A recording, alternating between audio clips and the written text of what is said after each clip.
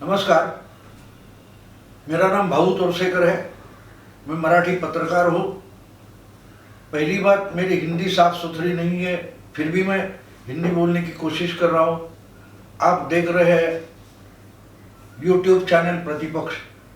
आज मैं एक अलग सब्जेक्ट पर, विषय पर आपसे बात करने वाला हूँ। कोरोना के चपेट में पूरी दुनिया आई है और उसमें से कैसे निपटेंगे, ये चिंता की बात हो चुकी है। विशेषतः जो अर्थव्यवस्था है उसका क्या होगा, दुनिया भर में इसकी चिंता अर्थशास्त्री कर रहे, राजनेता कर रहे, पत्रकार इंटेलेक्चुअल्स कर रहे। तो क्या होगा? कोरोना तो और कुछ दिन खत्म होने वाला नहीं है, उसका जो प्रभाव है वो तो रहेगा। तो 2 साल पहले की, 1 साल पहले की दुनिया और कोरोना के बाद की दुनिया, इसमें क्या फर्क होने वाला है, इसकी सबको चिंता है। और वो बिल्कुल सही है, क्योंकि अमेरिका में आप देखो तो 70,000 के आसपास लोग मरे हुए हैं। भारत में कम हो गए, लेकिन आप पूरा Europe, Britain, France, Spain, Italy, ये देश देखो, जिनको हम पूंजीवादी देश बोलते थे, जो पैसे वाले देश है, जो प्रगत देश है, विकसित देश है, उनकी तो सारी व्यवस्था चरमरा गई है। तो इससे उभर कर ये दुनिया कैसी होगी, कोरोना के बाद की दुनिया कैसे होगी, ये हर एक की चिंता है। और इसलिए दुनिया अगर पैसे पर चलती है तो कोरोना के बाद का अर्थकारण कैसे होगा, इकोनॉमी कैसे होगी, ये सबको चिंता है। तो सबसे बड़ा रुपया हम तो बोलते हैं हिंदी में, मराठी में भी। तो अगर पैसा कहां से आएगा, कारखाने कैसे चलेंगे, कंपनियां कैसे चलेगी, अर्थकारण कैसे चलेगा, इसकी सबको चिंता है। और वो गलत नहीं है। फिर भी मैं एक मानता हूं, मैं खुद अर्थशास्त्री नहीं हूं, फिर भी मैं एक बात मानता हूं कि जो अर्थव्यवस्था होती है, इकोनॉमी होती है, ये जिंदा लोगों के लिए होती है, ये मुर्दों के लिए नहीं होती। इसलिए आज आदमी जिंदा कैसा रहे, इसकी चिंता ज्यादा होनी चाहिए। और शायद ही दुनिया में किसी भी देश के राजनेता ने इसकी चिंता नहीं की है। और जहां लॉकडाउन करना चाहिए था समय पर, वो नहीं हुआ। इसलिए इटाली वगैरह देश हम देखते हैं, स्पेन वगैरह, वहां बहुत सारे लोग मरे। अमेरिका में तो अभी भी मर रहे हैं। फिर भी कुछ जगह अभी बस हो गया, हमको फ्रीडम मिलना चाहिए, घूमने का फ्रीडम मिलना चाहिए, बाहर खाने का फ्रीडम मिलना चाहिए, ऐसे लोग रास्ते पर आ गए। मुझे ये बात अजीब लगती है कि मौत से भी लोग डर नहीं रहे।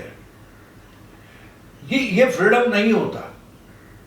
सब जो फ्रीडम चाहिए, जो इकोनॉमी चाहिए, वो जिंदा आदमी के लिए होती है। और अर्थव्यवस्था भी जिंदा आदमी से चलती है या बनती है। इसलिए पूंजी जो होती है, पूंजी पैसों की नहीं होती, वो डॉलर में नहीं होती, रुपयों में भी नहीं होती, वो येन में भी नहीं होती, या रूबल में भी नहीं होती। पूंजी जो है वो जिंदा इंसान, ये सबसे बड़ी पूंजी है। क्योंकि आदमी जो है, इसने ये अर्थव्यवस्था बनाई है। जब कभी इंसान घूमने लगा, शहर बसाने लगा, घर बनाने लगा, उस वक्त तो पूंजी नहीं थी, रुपया नहीं था, डॉलर भी नहीं था। कोई चावल पैदा करता था, वो सामने वाले को चावल लेके उससे गेहूं लेता था, कोई बकरी लेता था, मुर्गी लेता था, दाल लेता था, या दाल देने वाला दूसरे से कुछ काम लेता था। कोई ये चावल धान देके किसी से अपना घर बनवा लेता था, मजूरी करके लेता था कि भाई इसके बदले में तुम धान ले लो, कोई चीज ले लो। कोई कपड़ा बनाता था तो कपड़े के बदले, जिसको बार्टर सिस्टम बोलते, तो पैसा नहीं था, तो पूंजी कहाँ थी? जिसको हम पूंजी बोलते हैं, वो पूंजी कहाँ है? नहीं थी। ये पूंजी नाम की चीज है, वो आदमी ने अपने मेहनत से बनाई हुई चीज है। अगर आदमी ही नहीं रहेगा जिंदा तो पूंजी का कुछ फायदा है ही नहीं। इसलिए सबसे बड़ी पूंजी अगर कोई होगी तो जिंदा इंसान ये पूंजी है, और इसका विस्मरण हो गया सबको। हम अर्थव्यवस्था जिंदा कैसे रखें इसके बारे में बोल रहे। कारखाने चलने चाहिए, व्यापार चलना चाहिए, बैंक चलने चाहिए, शेयर मार्केट चलना चाहिए। वो चलाने वाला कौन है ये भूल गए। ये सब चलाने के लिए आदमी की जरूरत है, और जिंदा आदमी की जरूरत होती है। एक कोई भी चीज है, आलू खेत में पैदा होता है, गेहूं खेत में पैदा होता है, उससे आटा बनता है और आटा बेचा जाता है। आटे पर हम जिंदा रहते, आलू खाकर हम जिंदा रहते। तो जो आलू है उसको वैल्यू, मार्केट वैल्यू देने वाला भी आदमी है। वो उसका आटा बनाता है, वो आलू के चिप्स बनाता है। इसके लिए जिंदा आदमी जरूरी है। और जिंदा आदमी जो मेहनत करता है, वो खेत में भी अपने आप कुछ उगता नहीं, वो तो आदमी को पैदा करना पड़ता है। तो इसलिए कारखाना है। अगर कारखाने में मोबाइल बनता है, टीवी बनता है, कार बनती है, वो भी बनाने वाला आदमी है, वो यूज करने वाला भी आदमी है। तो इसलिए अर्थव्यवस्था में पैसा जो होता है वो पूंजी नहीं होती। जिंदा आदमी ये सबसे बड़ी पूंजी होती है, और उसको बचाने की कोशिश, हर तरह से आदमी को बचाने की कोशिश किसी भी देश ने की नहीं। ये सबसे बड़ी दुख की बात है। अगर आप आज जो 2-3 महीने हो चुके कोरोना का संकट आए हुए, उसके बाद अगर हम दुनिया में देखें तो फरवरी में अमेरिका से वहाँ के जो राष्ट्रपति है, प्रेसिडेंट ट्रंप आए थे। गुजरात में बड़ा कोई समारोह हुआ था। उस समय से लेकर आज तक कोरोना का तमाशा चालू है। 3 महीने 4 महीने हो गए। तो उसमें हम जिस जगह थे उसी जगह अमेरिका थी। लेकिन आज अमेरिका में 70,000 से ज्यादा लोग मर चुके हैं। कई लाख लोग ये बीमार हुए हैं, और हमारे यहाँ अभी भी 40,000 बीमार है, और 1200-1400 तक आदमी मरे हुए। तो उसमें फर्क क्या है? क्या फर्क है उसमें? तो हमारे देश के जो प्रधानमंत्री है, उन्होंने असली पूंजी जो है मानवता की, उस आदमी को, इंसान को जिंदा रखने के लिए सब कोशिश की। और बाकी के जो पैसे वाले देश है, प्रगत देश है, डेवलप्ड कंट्रीज है, उन्होंने अर्थव्यवस्था चरमराएगी उसको बचाने की कोशिश की। उसमें फर्क पड़ा है। भारत ने सबसे ज्यादा प्रयास ऐसे किए कि आदमी बचे, आदमी ना मरे। अर्थव्यवस्था चरमरा जाते हैं, कोई फर्क नहीं पड़ता। लॉकडाउन 40 दिन का हमने सहन किया है, चलाया है।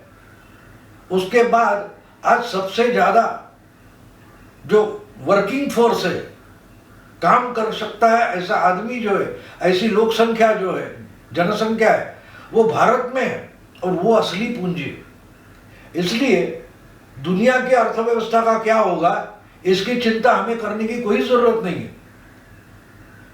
अगर आदमी जिंदा रहता है तो वो नई अर्थव्यवस्था बना सकता है। इसके लिए आदमी को जिंदा रखना जरूरी था, और भारत ने वही काम किया है। अच्छा, ये काम सिर्फ हमारा प्रधानमंत्री ठीक ढंग से कोई डिसीजन ले रहा है इसी कारण से नहीं बना। भारत की जो मानसिकता है, इंडिया की जो मानसिकता है, साइकोलॉजी है, उसमें जबरदस्त सर्वाइवल कैपेसिटी है। हम गरीब देश है, हम विपरीत स्थितियों में जीते हैं।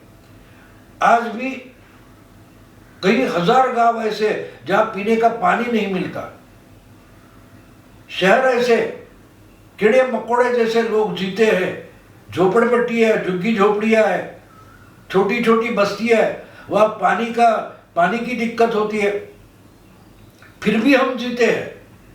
तो इसलिए जिंदगी से लड़ना, संकटों से लड़ना, ये हमारे डीएनए में है। हम किसी भी संकट से जूझ सकते हैं।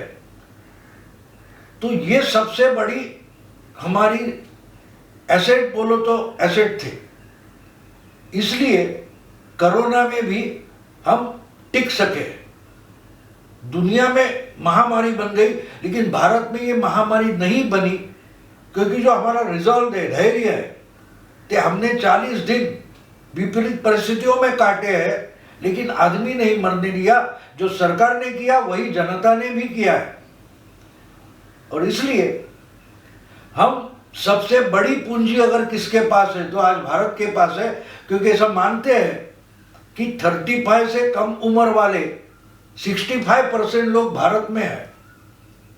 और जो कोरोना है उससे मौत का धोखा जो है वो 60-70 उम्र से आगे लोग जो है वो हमारे पास हार्डली 18-15% हो गए। बाकी 80% जो लोग हैं हमारे भारत के, वो कोरोना से मरने वाले नहीं है। तकलीफ होगी, यातनाएं होगी,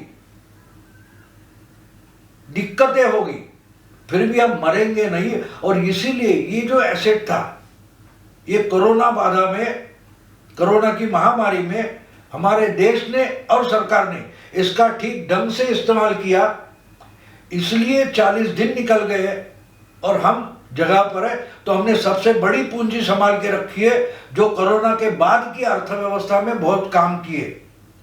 एक बात है, अमेरिका में अगर 70,000 से ज्यादा लोग मरे हैं, तो सिर्फ वो मरे नहीं है, शायद ये जो आंकड़ा है वो 1 लाख तक निकल जाएगा। शायद ट्रंप ने तो बोला है 2 लाख हो जाएगा।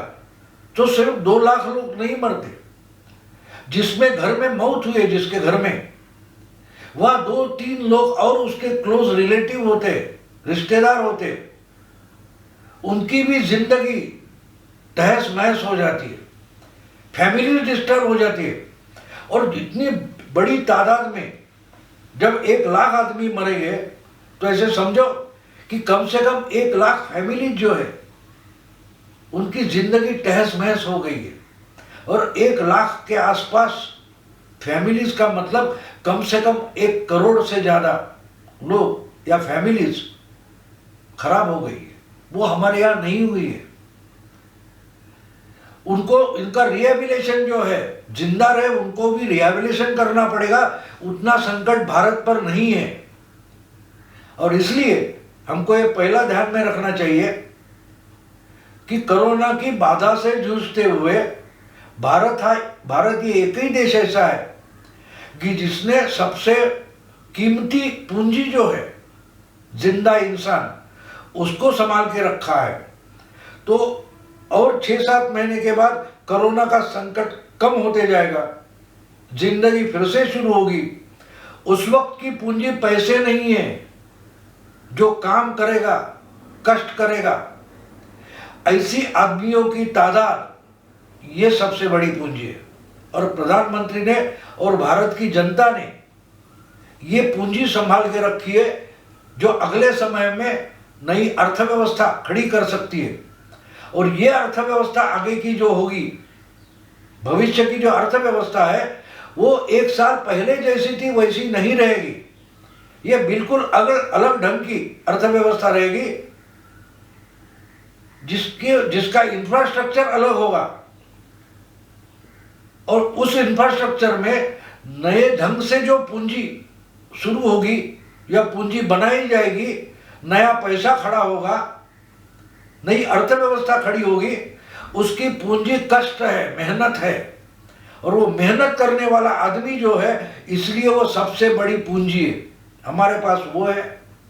मैं मानता हूं कि और 2 साल में दुनिया की जो नई अर्थरचना साकार होगी, उसमें भारत सबसे बड़ा देश होगा। जो बड़े देश रहेंगे उसमें मेहनत वाले लोग जहां ज्यादा होंगे, वो इस अर्थव्यवस्था को, दुनिया की अर्थव्यवस्था को नियंत्रित करेंगे, कंट्रोल करेंगे।